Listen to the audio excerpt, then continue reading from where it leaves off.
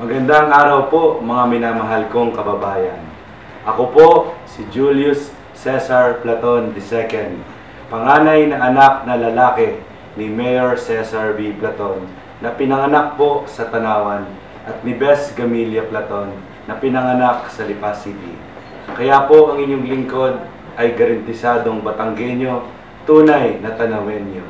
Ako po ay 9 na taon nang nanunungkulan at naglilingkod sa ating mga kababayan bilang konsehal noong 2004 hanggang 2007. At noong 2007 hanggang ngayon po bilang Vice Mayor ng ating pong Sangguniang Panglungsod. Lahat pong ito ay akin pong naabot dahil po sa inyo pong tulong at suporta na ginawad po sa akin. Maraming salamat po sa inyong pagtitiwala na ibinigay sa akin. Ang inyo pong pagtitiwala ay akin pong sinuklian na isa pong tapat at malinis na paglilingkod sa atin pong mga kababayan. Sinikap ko po na magkaroon ng malawak na pakikipag-ugnayan at komunikasyon sa atin pong mga kababayan dito po sa Tanawan. Dahil po doon, sa ilalim ng aking panunungkulan, iba't ibang mga ordinansa na naging kapakipakinabang sa atin pong bayan ang naipasa ng Sangguniang Panglungsod. Dahil din po dito, kinilala ang Sangguniang Panglungsod sa ilalim ng aking pamumuno bilang pinakamahusay at pinakamagaling na Sangguniang Panglungsod sa buong Batangas. Lahat pong ito ay nagawa ko rin po sa tulong at suporta ng aking mga kasama sa konseho. Ako po ay muling humaharap sa atin pong mga kababayan. Baon po ang akin pong 9 na taong karanasan bilang lingkod bayan para hilingin po ang inyo pong napakahalagang suporta at muli pong pagtitiwala sa akin pong pagnanais na maging mayor ng atin pong minamahal na lungsod ho ng Tanawan. Kung ako po ay inyong pagtitiwalaan, kagaya ng aking ama, nais ko rin pong ialay ang akin pong sarili sa isa pong maayos, matapat at malinis na paglilingkod sa atin pong mga kababayan tungo sa tuwid na daan.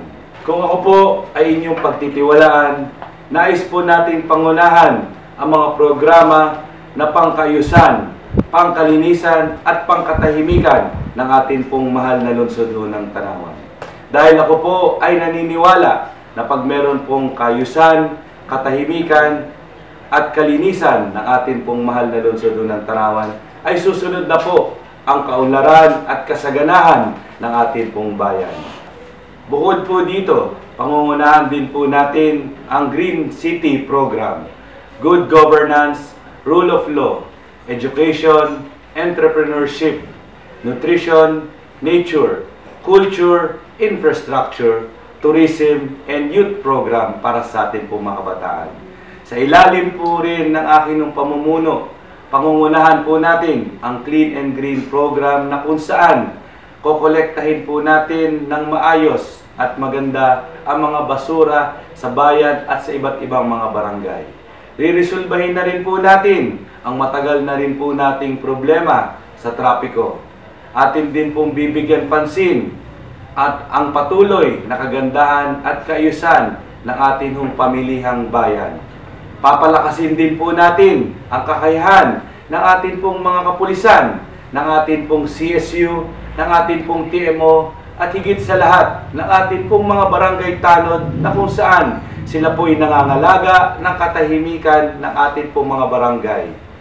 Sa ilalim din po ng ating pamumuno at sa tulong at suporta ng aking mga kasama sa konseho, imumungkahi ho natin ang karagdagang pondo para sa scholarship program ng ating pong mga kabataan para lalo pa hong madagdagan ang mga kabataan na maaari pong makapag-aral sa ilalim ng programang pong ito.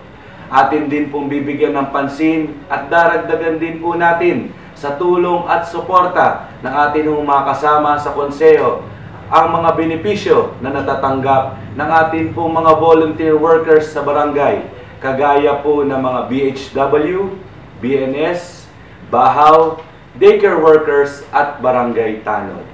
Bibigyan rin po natin pansin ang ating pong agricultural sector kung saan ang inyong lingkod po ay naniniwala na kasabay po ng mabilis na pag-unlad ng industrialismo dito po sa lungsod ng Tanawan ay kailangan pa rin pong mapangalagaan ang agricultural sector dito po sa ating bayan. Pangangalaga po para sa atin pong mga magsasaka, pangangalaga rin po para sa atin pong mangingisda, kung saan isa rin po to sa pinagkukuhanan po nila ng kanila pong kabuhayan.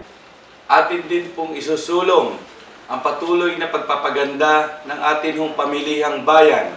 Atin din pong bibigyan ng pansin ang agricultural sector ng atin pong bayan, pangangalaga para sa atin pong mga magsasaka, para sa atin pong mga mangingisda dito po sa lungsod ng Tanawan. Atin din pong isusulong ang mga programa na mangangalaga sa atin pong mga nanay at tatay na senior citizen.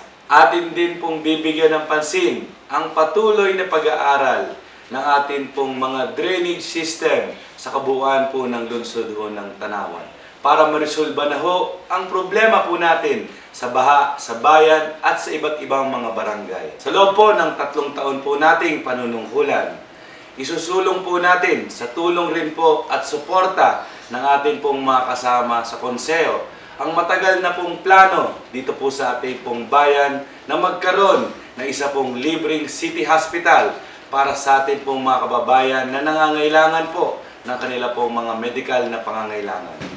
Isusulong din po natin at pangungunahan po natin ang matagal na pong plano na magkaroon po ng Tanawan City College dito po sa ating pong bayan.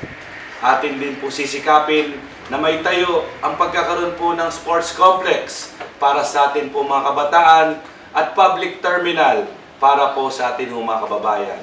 Atin din pong sisikapin na may tayo sa tulong at suporta ng atin po mga kasama sa konseho ang Alternative Business District para makahikayat pa ho ng mga mamumuhunan at negosyante para magkaroon ho ng mga trabaho at kabuhayan ang atin pong mga kababayan dito po sa lungsod ho ng Tanawan. Marami po tayong pangarap at plano para sa atin pong mahal na lungsod ho ng Tanawan. Ako po ay nakikiusap sa atin pong mga kababayan na ako po ay inyo pong samahan, pagtiwalaan at ibigay ang inyo pong sagradong boto para po sa akin pagnanais na maging mayor ng lungsod ho ng Tanawan. At kung ako po ay inyong pagtitiwalaan at susuportahan, ako rin po ay nananawagan ng tulong at suporta sa akin mga kasama sa Team Platon Corona sa pangunguna ng akin Vice Mayor at magiging Presiding Officer ng Sangguniang Panglungsod, Attorney Joanna Corona. At 10 ng akin mga kasamang konsehales sa pangunguna po ni Konsehal Ben Corona, Konsehal Angel Atienza, Konsehal Richard Casabal, Konsehal June Gugwangko, Konsehal Willie Luna, Konsehal Terry Borja, Konsehal Gabi Gonzales, Konsehal Eric Manglo, Konsehal Marisa Tabing, Konsehal Attorney Jeline Canovas. Dahil hindi ho magkakaroon ng katuparan kung hindi ho natin sasamahan ang akin mga kasama sa konseho na meron pong parehong adhikain na iangat ang estado ng kabuhayan ng atin pong mga kababayan dito po sa lungsod ho ng Tanawan. Umasa po kayo na ang inyong lingkod po ay may sapat pong tapang para harapin ang lahat po ng hamon bilang mayor ng lungsod ng Tanawan. Ngunit ako po ay naniniwala na hindi lang po tapang ang kailangan na magiging mayor at ama ng lungsod ng Tanawan. Kailangan ang susunod na mayor at ama ng lungsod ng Tanawan ay meron pong mababang loob at higit sa lahat, takot sa Diyos. Dahil ang isang leader na may takot sa Diyos ay katumbas po ng kaunlaran at kasaganahan ng atin pong pamayanan. Ilalapit natin ang pamahalang lungsod sa atin pong mga kababayan para mas maramdaman po nila ang presensya at pagkalinga ng atin pong pamahalaan. Patutupad din po natin ang mga umiiral na batas at mga ordinansa na ipasa sa sanggunian. At higit sa lahat, pangungunahan po natin ang transparency program kung saan isa sa publiko po natin ang kaperahan na ginagamit ng ating pamahalaan.